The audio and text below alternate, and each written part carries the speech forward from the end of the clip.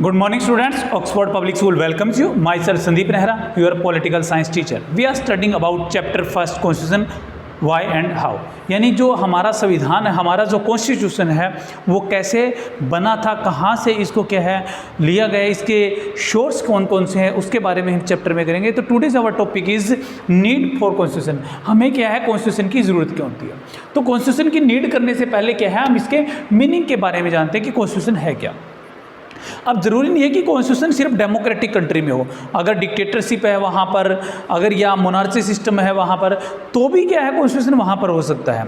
तो कॉन्स्टिट्यूशन तो क्या है, एक तरह के रूल रेगुलेशन को बनाया गया है, राइट या अनराइट जैसे भी है, कहीं पर लिखित भी है कहीं पर अलिखित भी है, तो इस तरह से बनाया गया है। क्यों? क्योंकि मान लो जब इंडिया के अंदर राजा वगैरह होते तो रूल रेगुलेशन तो उन्होंने भी बनाए थे।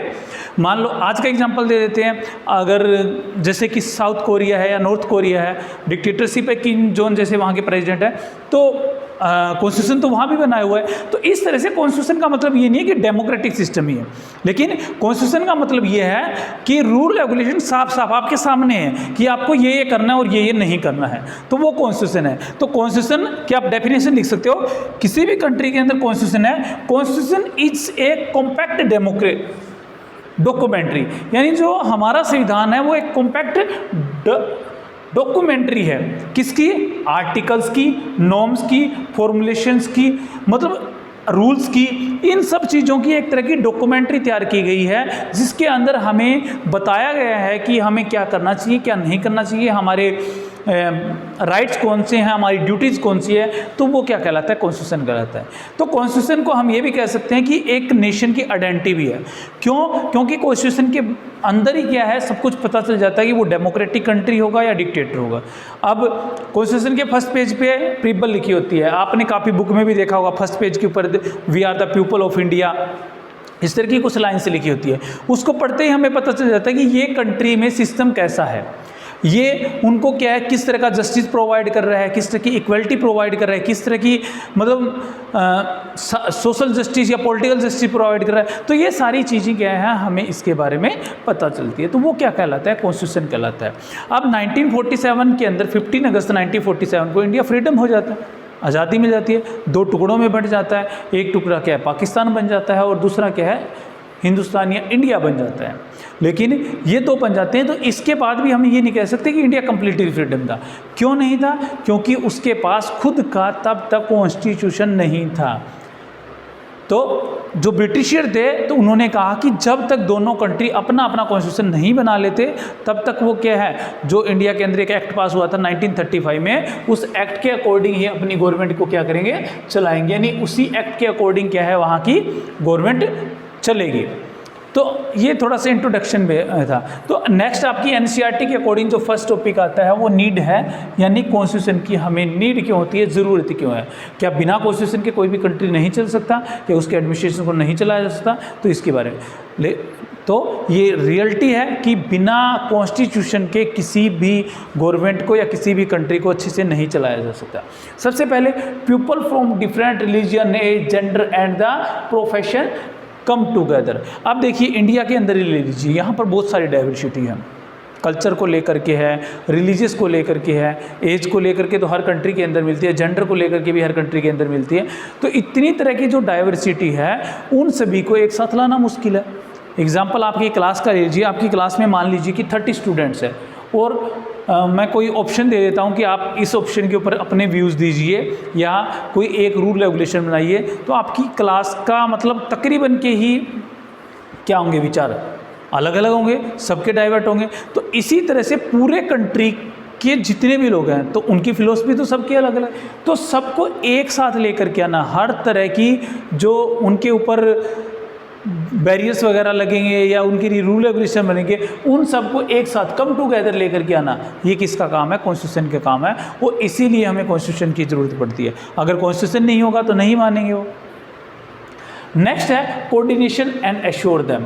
अब इन जो लोगों में कोऑर्डिनेट भी करना है, समन्वय भी करना है। अब कोई रिच है, कोई पुअर है, कोई ज़्यादा एजुकेटेड है, कोई कम एजुकेटेड है, तो उन सभी में समन्वय यानी कोऑर्डिनेट करना भी क्या है उनको ज़रूरी है, और उनको एश्योर करना भी ज़रूरी है, क्योंकि वो जब तक एश्योर नहीं होंगे तब तक डेवलप नहीं करेंगे, और कॉन्स्टिट्यूशन के बिना वो उसके ऊपर बिलीव नहीं करेंगे। तो कोई भी गवर्नमेंट है, स्टेट है, तो उसके लिए कॉन्स्टिट्यूशन का होना जरूरी है। नेक्स्ट है एग्री ऑन बेसिक रूल, यानी उस कंट्री के लिए बेसिक रूल रेगुलेशन बनाना। अब स्कूल है, स्कूल को ही ले लीजिए आप, मान लो कि स्कूल के अंदर क्या है, हर स्कूल के अंदर रूल रेगुलेशन बनाए जाते हैं, तो उसी तरह से कंट्री के अंदर भी बेसिक रूल होने चाहिए कि किस तरह से ये कंट्री की गवर्नमेंट है वो काम करेगी, डेमोक्रेटिक सिस्टम से काम करेगी या दूसरे तरीके से काम करेगी।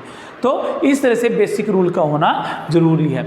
वो सभी मेंबर जिसको जानते हो, यानी उसके सिटीजन जितने भी हैं, उन कम से कम कंप्लीटली तो देखो कोई कॉन्स्टिट्यूशन के बारे में नहीं जान सकता, या तो वो एजुकेटेड हो, कॉन्स्टिट्यूशन के बारे में पढ़ा हो, या पॉलिटिकल साइंस का स्टूडेंट रहा हो अपर लेवल तक, तो ही वो कॉन्स्टिट्यूशन के बारे में जान सकता है। लेकिन उनको बेसिक जो रूल है उनके बारे में नॉलेज होनी चाहिए कि एफआईआर कैसे है, हमारे फंडामेंटल राइट क्या है, ड्यूटी क्या, ये कुछ बातें मेन बातें क्या उनको पता होनी चाहिए सारे के सारे, और वो इन्फोर्सेबल भी हो। नेक्स्ट है लिमिटेशन ऑफ पावर। अब पावर क्या है, कंट्री के अंदर अनेक तरह की पावर दी जाती है, एमएलए बनाते हैं, एमपी बनाते हैं, आईएएस ऑफिसर बनते हैं, उनको क्या है अलग अलग तरीके से गवर्नमेंट के द्वारा पावर प्रोवाइड की गई है। अब क्या है, वो पावर का मिसयूज न कर लें, उनके ऊपर जो लिमिटेशन लगाई जाती है वो भी किसके द्वारा लगाई जाती है, कॉन्स्टिट्यूशन के द्वारा।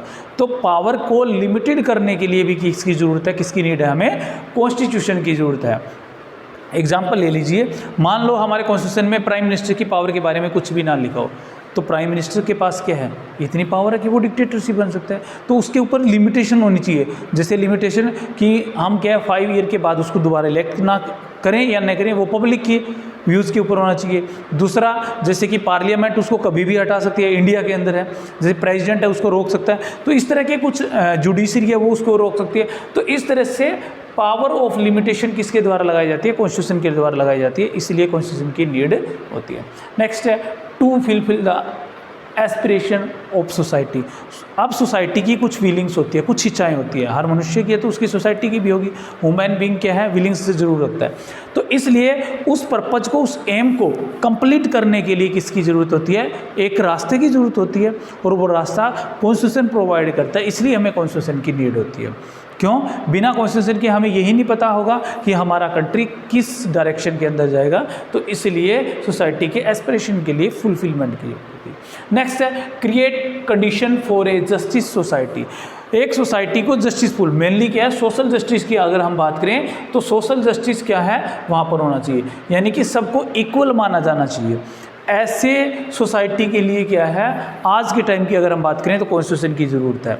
डेमोक्रेटिक कंट्री की अगर बात करें, ये डिक्टेटरशिप में लागू नहीं था, तो डेमोक्रेटिक कंट्री के अंदर क्या है, जस्टिस सोसाइटी की कंडीशन कब क्रिएट होगी, जब वहाँ पर कॉन्स्टिट्यूशन होगा, उनके अंदर उन सभी के राइट लिखे जाएंगे, उनको इक्वलिटी प्रोवाइड की जाएगी, उनको फ्रीडम दी जाएगी, उनको लिबर्टी दी जाएगी, तभी क्या है वो क्या कर सकते हैं, जस्टिस सोसाइटी की बात कर सकते हैं। तो ये नीड्स थी कॉन्स्टिट्यूशन की 5 या 6 के आसपास से लिखी हैं। तो एग्ज़ाम में मैक्सिमम क्या है नीड को 4 मार्क्स में, मैक्सिमम की बात कर रहा हूँ, 2 मार्क्स में या 1 मार्क्स में कोई एक नीड लिखनी, अब मैक्सिमम 4 मार्क्स के अंदर यह है नीड्स क्या है आ सकती है।